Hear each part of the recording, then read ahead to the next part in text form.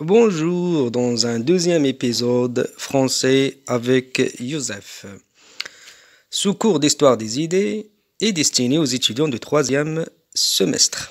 Le plan du cours, les avancées scientifiques majeures du 19e siècle. La littérature française au 19e siècle. Les avancées scientifiques au 19e siècle sont certainement d'une importance capitale. 1735-1761, chronomètre de marine de plus en plus performant, permettant de se situer en mer. 1799, Volta invente la pile électrique. 1807, mise en œuvre du premier bateau à vapeur. 1825, première ligne commerciale du chemin de fer en Angleterre. 1830, première machine à coudre, progression du textile.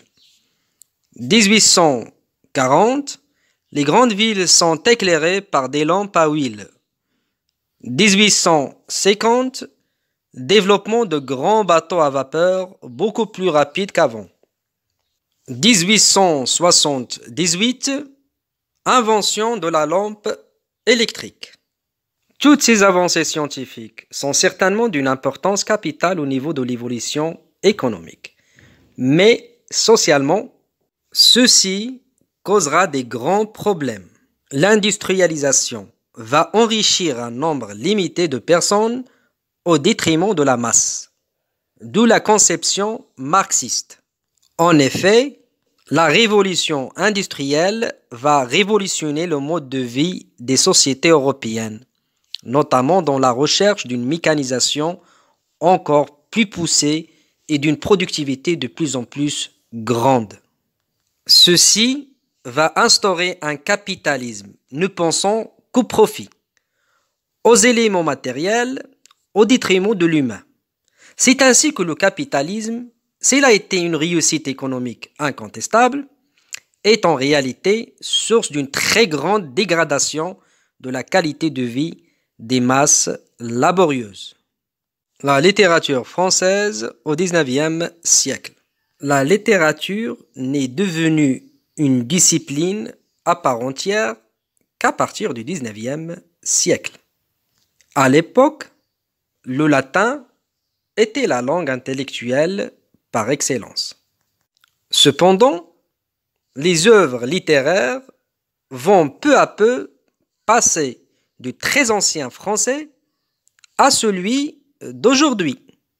Afin d'appréhender l'évolution de la littérature dans son ensemble, les historiens de la littérature cherchent les similitudes qui peuvent exister entre la majorité des auteurs ou bien des œuvres littéraires sur une période donnée, que ce soit au niveau du style ou des sujets les plus importants abordés. C'est ce qui leur permet de parler de mouvements littéraires représentatifs d'une période donnée.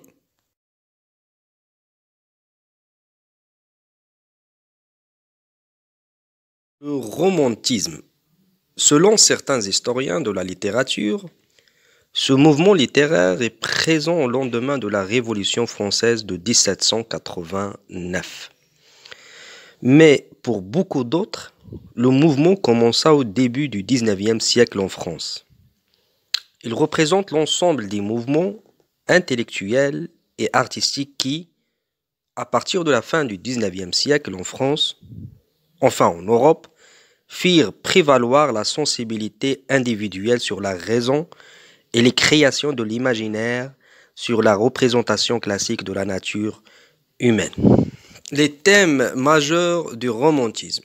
Recherche de l'évasion dans le rêve, l'exotisme ou le passé.